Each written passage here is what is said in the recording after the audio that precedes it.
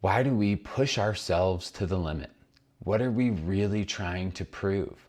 Are we doing it for social recognition, the Strava kudos, or the Instagram likes to simply fuel the fire of our own ego?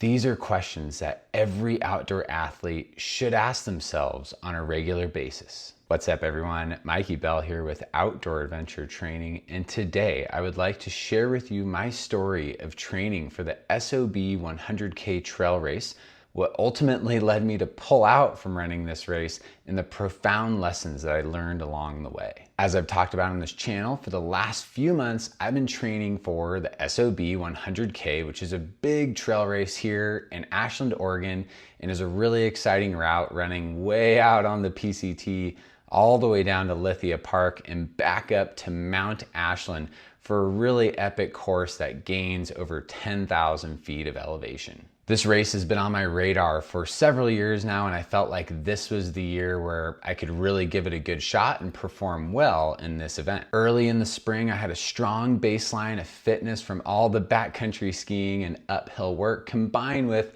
my standard 1 to 2 trail runs a week with some cross training and resistance training to maintain a baseline, knowing that running season was approaching rapidly. After signing up for the race in April, I built a very detailed training plan that gave me 3 months to slowly ramp up my running load so I'd be SOB ready come July. My running training generally consisted of 1 to 2 recovery style runs that were slow and steady, not really pushing pace, just getting the movement in and moving the blood around.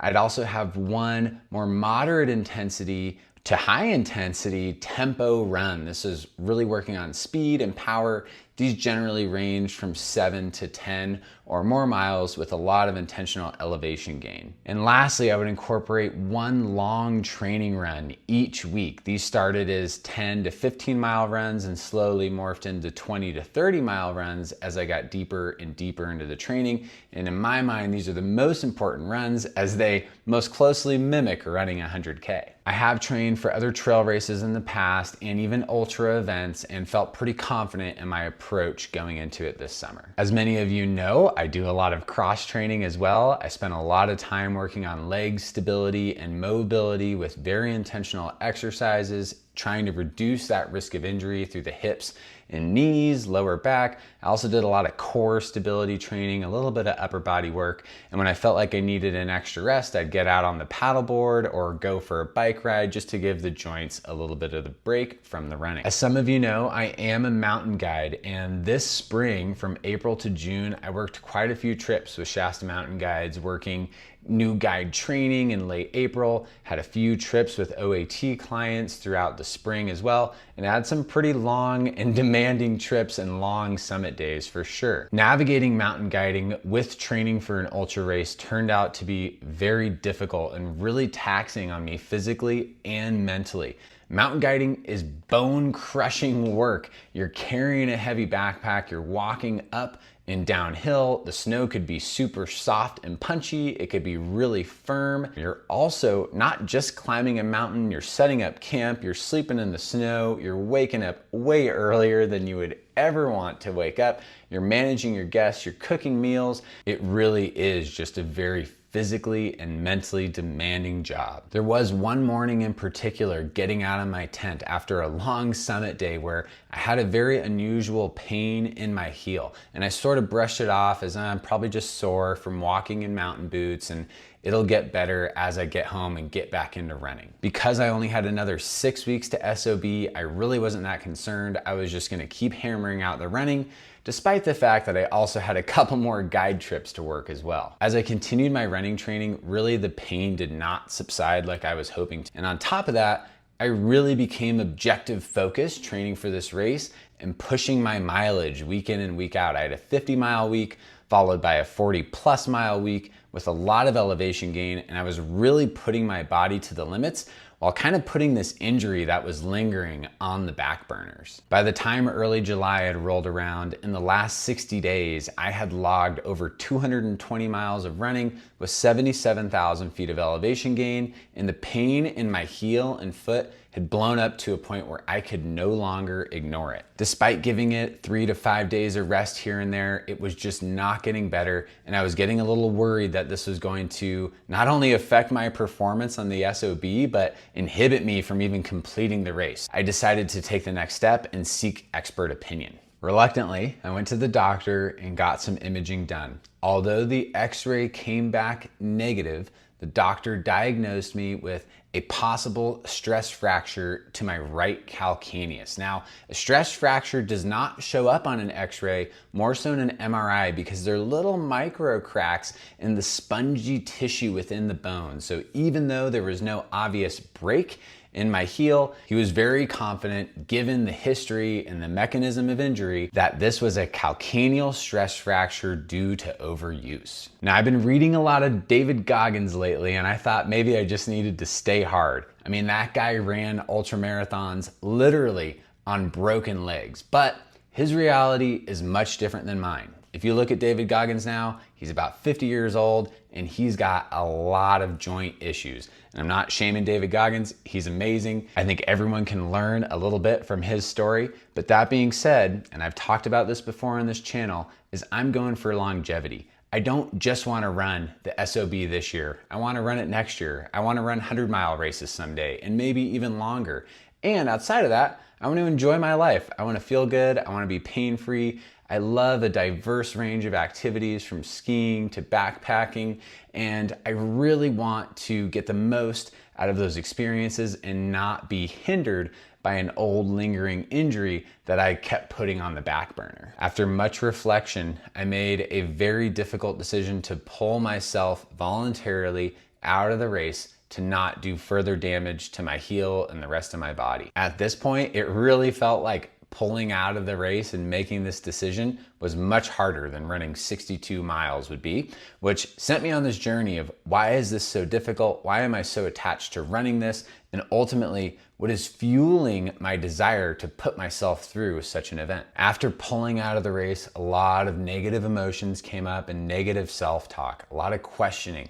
Am I a weak runner? Am I a bad personal trainer because I can't pull off the very thing that I help train people for? Is this who I am now? A runner that can never run a race because I get injured leading up to it? But the reality of it is, none of that matters. And that's just the ego reaching for something to cling on to identify with. While I love to run and spend a lot of time doing it, I am not a runner. And while I'm a personal trainer and very passionate about it, I'm much more than just a personal trainer. And really, this whole experience brought up a lot from my past of being diagnosed with epilepsy. Back in 2016, I had a grand mal seizure, and really a lot of fear and uncertainty came about because I lost the privilege to drive. I could no longer do things alone.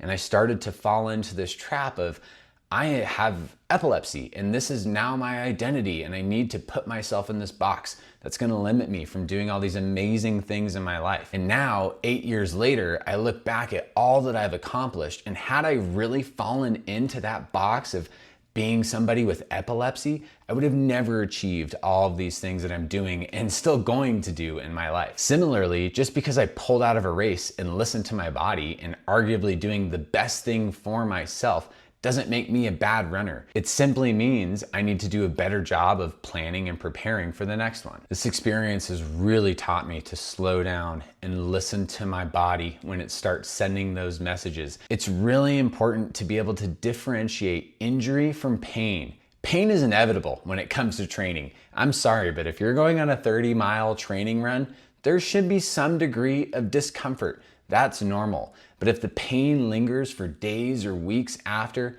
that's a red flag, and you need to address those problems. This is how chronic use injuries form. It's not just all of a sudden you wake up and you have a problem.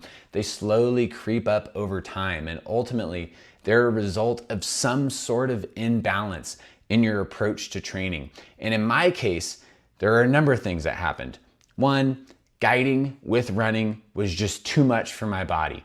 There were days after a 15-hour summit day getting home, very little sleep. The next day, I was out the door for a recovery run up the steepest hill in Ashland and getting my heart rate higher than it really needs to. And secondly, the ego took over and I was chasing numbers. I was really excited about my weekly totals on my training plan, wanting to push a little bit further every week because I really believe that the more I ran now, the better I would perform in the SOB. But ultimately, it led me to not being able to run at the SOB at all. Ultimately, I run because I have a true love for it. I've had some of my best and most creative thoughts on long runs, and I've felt some really intense moments of bliss and gratitude when I'm out there on the trail. And ultimately, that's what I'm seeking, is to become closer to myself, learn more about myself, expand my creative horizons. And that's ultimately why I got into running and why I pursue it. And during this particular training objective, I lost all of that. I was so numbers focused. I was so focused on the result that I didn't listen to my body. And this is a new result of me not being able to even participate in the very event that I was so excited about. I am not at all saying that you shouldn't set these bigger goals. Setting big objectives or signing up for a big running event are incredible ways to add accountability to your training, meet new people, engage in the community, travel to new places. They're super fun. But ask yourself, why? Why are you doing this? Is it because you want a medal to hang on the wall? You want to brag to your friends that you did this or that? None of that matters, because if that's what you're pursuing, you will most certainly end up in injury or worse off than you were before you even started. So just make sure it's coming from a true place from within.